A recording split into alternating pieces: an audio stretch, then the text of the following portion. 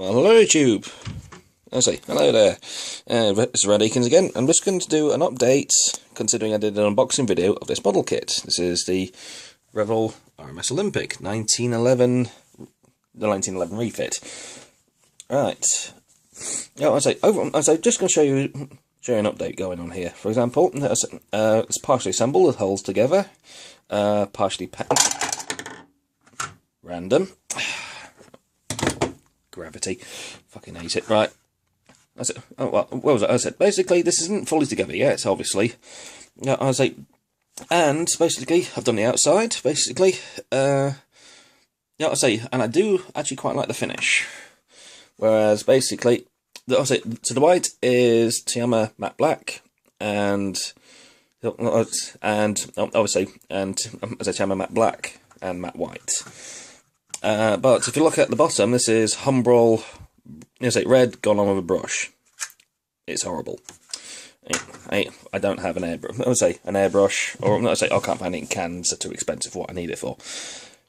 But overall, it is coming out quite nice. The only issue I have so far, hence I haven't gone any further with this, is the deck. I've painted it with matte black because it was actually a matte black. A primer. And I've gone over with a sand with a brush, and look at the difference. It is horrible. I'm not happy with it.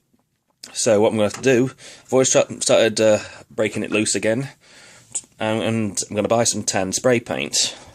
But overall, I'm very, very happy with the model so far. So much so, I've actually bought another one.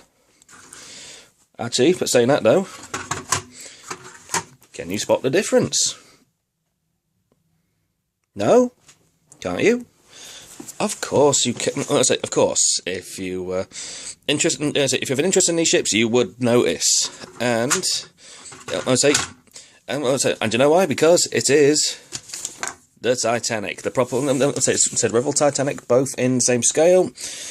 And it's I've done them absolutely. I'm going to say alongside each other as originally built, and the plan is to do a diorama of both of them.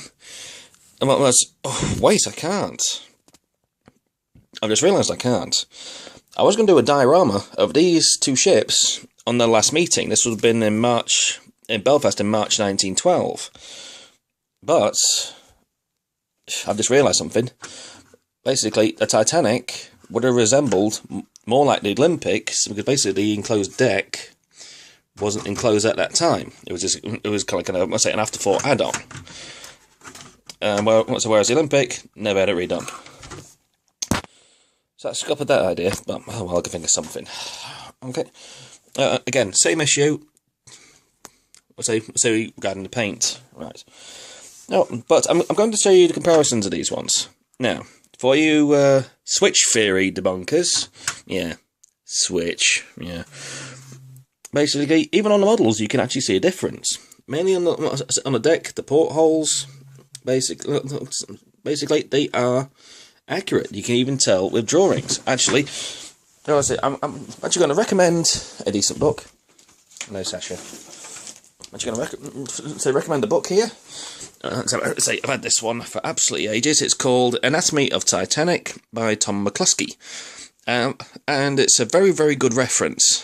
Say so much so they actually have parts of the original plans of both ships and the third one, to the Britannic. What was it? Yeah, and they have become very, very useful. What was it? But as things progress, I have found inaccuracies. But I want to say with both of these models, actually they affect one more than the other. Mainly because this deck, what's the actual deck? That's actually B deck from memory, and augment with this area here. Right, on the Olympic, this ship. Basically, this was all one walkway. It was a promenade, an enclosed promenade, hence all the windows. Whereas this one right here, it wasn't enclosed. In fact, it was modified, to add more cabins. Hence, basically, if you look at these, don't see this bank of large windows here. That is an enclosed promenade deck for cabins B51. Sorry, cabins B52, 54, on the other side, 51 and 53 from memory. Hence, again, I've studied this a long time. And, obviously, from the Olympic, not there. Obviously, there's some, I say, because basically this would have been an open walkway. I say, but this bit's basically, on the Titanic, this area here would have been a wall. In fact, I can even show you on another model. This is a study model I have. If you look down there, let's see where my thumb is. If you look down there, there is a wall. Well, I would say that one is accurate, which basically means that this Titanic, the 700 scale, is inaccurate. So because basically, according to the instructions, they have not omitted the little walls. I don't want to say according to the instructions anyway. Again, I haven't looked at the parts myself because still on sprues. Because I need to buy some tan paint. And which is slightly disappointing, but there's a way around it. It usually is.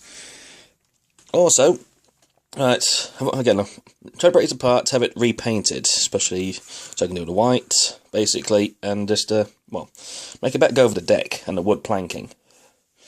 Also, as well, I've ordered today, literally before, about 10 minutes ago, I've actually ordered another one of these.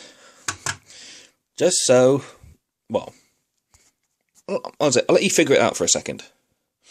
Right, got the first one. There's a second one. Gap.